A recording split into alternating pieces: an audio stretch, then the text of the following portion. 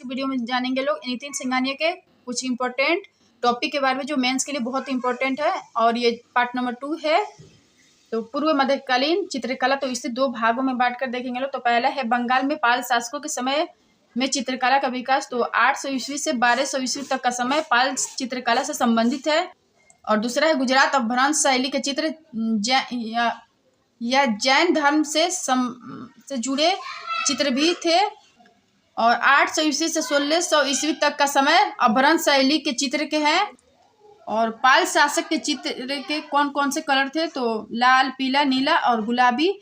और पाल चित्रकला की भूमिका अगर एग्जाम में आ जाए तो इसके बारे में लिखने के लिए तो आप लोग इंट्रोडक्शन ऐसे स्टार्ट कर सकते हैं लोग। पाल शासक बौद्ध धर्म के महान संरक्षक के रूप में जाने जाते हैं। पाल चित्रकला का विकास पाल शासकों जैसे धर्मपाल, महिपाल और देवपाल आदि के समय में किया गया है। और इन शासकों ने 8वीं शताब्दी से लेकर 12वीं शताब्दी तक बंगाल पर शासन किया था। और पाल चित्रकला के प्रमुख विशेषताएं कौन कौन से हैं, तो इस कला के अधिकतर चित्र पोथियों एवं पट आदि के रूप में हमें प्राप्त होते हैं। पोथियों को बनाने के लिए ताड़ पत्तों और भोजपत्रों का इस्तेमाल किया जाता था और उस पर चित्र बनाए जाते थे। नेक्स्ट पॉइंट है, पाल कालीन चित्रों में कई रंगों का प्रयोग किया गया है, जैसे लाल, पीला, नीला, काला, गुलाबी आदि। और नेक्स्ट पॉइंट है, यहाँ के चित्रों में जो मानव आकृति बनाई गई है उस पे ओंठ मोटे हैं,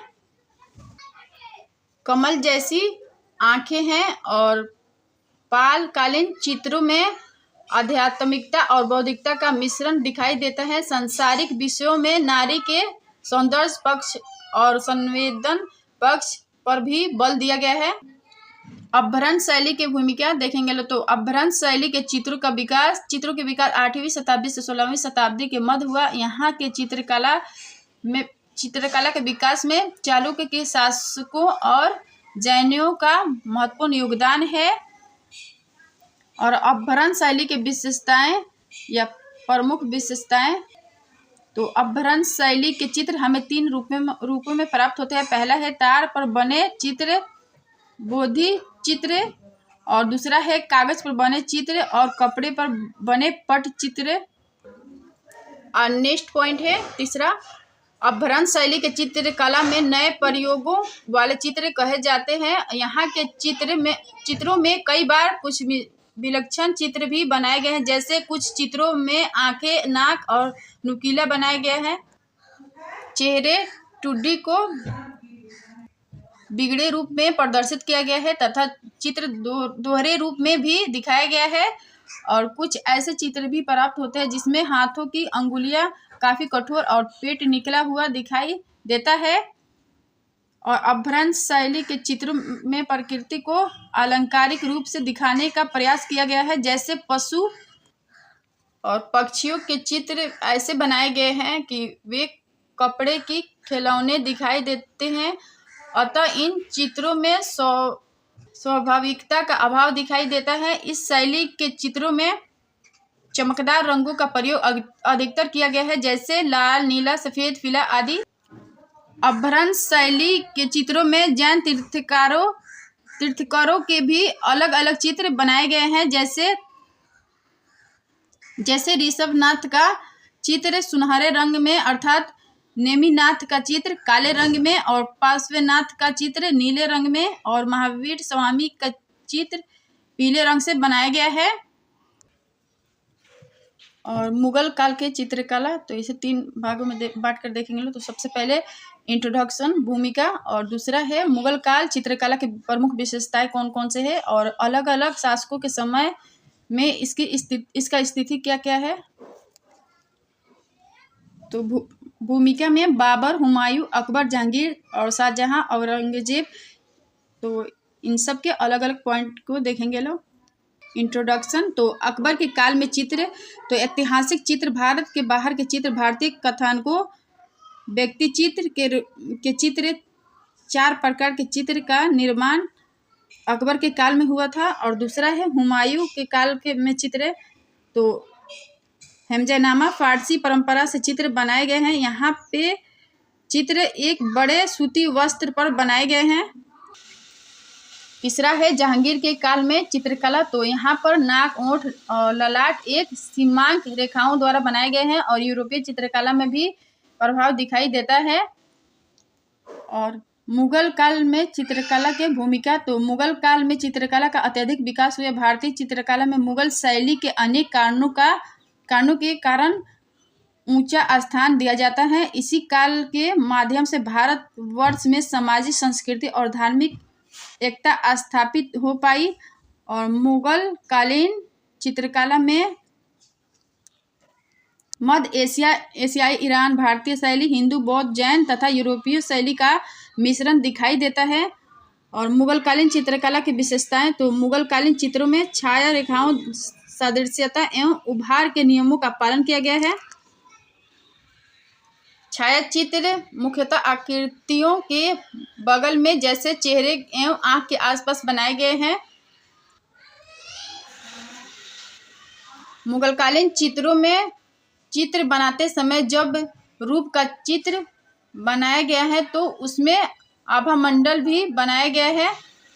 इस प्रकार के चित्रों में बादशाहों का चित्र जिसमें उन्हें तलवार एवं फूल अथवा पक्षी लिए दिखाया गया है और बादशाह के ऊंचे सिंहासन पर चित्रांकित किया गया है। कुछ चित्र ऐसे बनाए गए हैं कि बादशाह के आसपास कलाकार और दरबारी को चित्रित किया गया है। मुगलकालीन चित्रों में प्रकृति को बेहतर तरीके से चित्रांकित किया गया है। प्रकृति के चित्रण में चित्रकारों के द्वारा अनेक पर्वत श्रृंखलाओं, घाटियों, बादल, पेड़ों के समूह, फूल एवं फल चित्रांकित किया गया है। इस प्रकार के चित्रण से ऐसा महसूस होता है कि हम प्रकृति का दर्शन कर रहे हैं। इस काल के चित्रों को बनाने के लिए बारीक और कोमल रेखाओं का प्रयोग किया गया है। इसके अंतर्गत महीन एवं नुकीली तुलिकाओं के माध्यम से महीन रेखाएं खींची गई हैं और इन रेखाओं के द्वारा चित्रों में गोलाई, गति, सजीवता आदि देने का प्रयास किया गया है। इन प्रयोगों के माध्यम से चित्रों का भाव पक्ष सामने आ जाता है। और मुगल कालीन चित्रों में प्रकृति एवं रासायनिक रंगों का प्रयोग किया गया है। प्राकृतिक एवं खनिजों एवं पेड़ पौधों से बनाए गए हैं और वही प्राकृतिक रंग खनिजों एवं पेड़ पौधों से बनाए गए हैं वही रासायनिक रंग लाल, सिंदूर एवं जस्टे से निर्मित किया गया है। बाबर में देखें तो बाबर को भारत में बहुत कम समय मिला था, इसलिए इसके काल में चित्रकला कोई विशेष विकास नहीं हो पाया था। इसके समय में बेहजाद नाम के चित्रकार भारत आया था और भारत में अपनी आत्मकथा तुजुक ए बाबरी चित्रकला के प्रति अपनी रुचि प्रदर्शित की है। हुमायूं में देखेंगे तो हुमायूं ललित कलाओं के प्रति रुचि रखता था। जब शेर शाह सूरी द्वारा उसे भारत से बाहर निकाल दिया गया तो वह फारस की चित्रकला से बहुत प्रभावित हुआ और हुमायूं द्वारा काबुल में एक चित्रकला की स्थापना करवाई गई जिसमें मीर सैयद अली और अब्दुल समद जैसे चित्रकारों की सेवाएं ली गई। इसके संरक्षण में दस्ताने अमीर हमजा, जिसको हमजानामा भी कहते हैं, चित्रण किया गया है। यह चित्र एक बड़े सूती कपड़े पर फारस की शैली में बनाया गया है जिसमें मोहम्मद साहब के चाचा अमीर हमजा की विजयों और साहसपूर्ण कहानियों को दर्शाया गया है। अकबर में देखेंगे तो अकबर का काल मुगल कालीन चित्रकला में एक बेहतरीन काल माना जाता है। इसके समय में चित्रकला एक शौक बनकर उभरी। अकबर द्वारा चित्रकला की स्थापना करवाई गई और भारत के सभी बड़े चित्रकारों को दरबार में आमंत्रित किया गया। अकबर के काल से चित्रकला शाही वैभव के तरफ ज़्यादा झुकने लगी और चित्रकारी में एक समन्वय भी दिखाई देने लगी। इसके समय में अधिकतर चित्रकार हिंदू परंपरा से संबंधित थे और राज्य के द्वारा उन्हें प्रोत्साहन तथा संरक्षण प्राप्त हो रहा था, जिसके कारण अकबर के काल में चित्रकला का अभूतपूर्व विकास हुआ। अकबर के काल में चित्रकला तो ऐतिहासिक परंपरा और भारत के बाहर के चित्र और हिंदू परंपरा और भारतीय परंपरा और व्यक्ति चित्र, तो ये अकबर के काल में चित्रकला के 4 पॉइंट है। पहला पॉइंट है ऐतिहासिक परंपरा। तो अकबर के काल में इतिहास लेखन के एक अनंत परंपरा चल रही थी। इसी परंपरा के अंतर्गत कई ऐतिहासिक ग्रंथों को लिखा गया और जिसमें घटनाओं, पात्रों और दृश्यों का भी चित्र बनाया गया है। ऐसे चित्र हमें अकबरनामा से प्राप्त होते हैं। और दूसरा है भारत के बाहर के चित्र। तो इसके अंतर्गत अरब संसार के घटनाओं को चित्रित किया गया है, जैसे दस्ताने अमीर हमजा के कार्य को और आगे बढ़ाया गया और पारसी कहानियों को और चित्रित किया गया। इस चित्रण में हमें समन्वय दिखाई देता है, जैसे यहाँ के विषय तो फारसी है, परंतु चित्रकारों ने भारतीय रंग रूप इसे प्रदान किया है। और हिंदू परंपरा और भारतीय परंपरा में देखेंगे तो इसके अंतर्गत ऐसे चित्रण किए गए हैं जो परंपरा के तहत प्राचीन काल से ही चले आ रहे थे, जैसे पंचतंत्र का अनुवाद करवाया गया और उसके विषयों पर चित्र बनवाए गए। पंचतंत्र का अनुवाद अनुवार ए सुहेली किया गया था। अनुवार ए सुहेली को फैजी ने किया था। और महाभारत का फारसी अनुवाद और उसके विषयों के चित्रण रजमेनामा नाम से किया गया। रजमेनामा में ही कहीं कहीं रामायण की घटनाओं का भी चित्रण किया गया है। इस चित्रांकन के पीछे अकबर की नीति मुस्लिम शासक वर्ग और भारतीय जनता के मत समझ बनाने की थी। व्यक्ति चित्र में देखें तो अकबर के काल में व्यक्ति चित्र को काफी महत्वपूर्ण स्थान दिया गया है। इसके अंतर्गत बादशाह एवं अकबर का भव्य चित्रण, दरबारी क्रियाकलाप, समारोह, नृत्य आदि का वैभवपूर्ण ढंग से चित्रांकन किया गया है। इसके अतिरिक्त बादशाह की संबंधियों का भी, जैसे रानियों, अमीरों आदि के भी चित्र बनाए गए हैं और इन चित्रों में चटक रंगों का प्रयोग किया गया है। जहांगीर के काल में चित्रकला का उत्तम विकास हुआ है, इसलिए इसका काल चित्रकला का स्वर्ण काल माना जाता है। जहांगीर स्वयं एक उच्च स्तर का कला का जानकार था और इसलिए उसने चित्रकला के विकास पर कई कदम उठाए और इसके समय में चित्रकला हिंदू, मुस्लिम और यूरोपीय चित्रकला का सुंदर मिश्रण दिखाई देता है। और जहांगीर के काल में चित्रकला के अंतर्गत उसकी काल की घटनाओं को प्रमुख रूप से चित्रित किया गया है। इन चित्रों में दरबार का कायदा, अदब आदि का प्रदर्शन, बादशाह के आखेट एवं शिकार का चित्र बनाया गया है। इसके अलावा उसे दरबारियों और कलाकारों से घिरा हुआ दिखाया गया है। जहांगीर के काल के चित्रों में पुरुष और स्त्री के साज सज्जा पर, उनके पहनावे पर विशेष बल दिया गया है। पुरुषों को लंबी पैजामे में और पगड़ी के साथ चित्रित किया गया है, इसलिए राजस्थानी परिधानों और ओढ़नी के साथ प्रदर्शित की गई है। और जहांगीर के काल में चित्रकला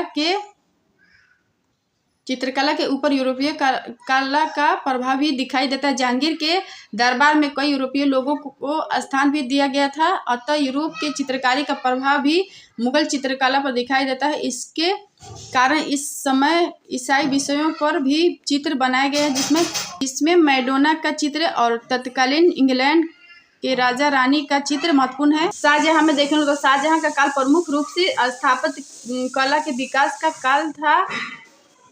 यद्यपि इसके समय भी चित्रकला को महत्वपूर्ण स्थान मिला हुआ था।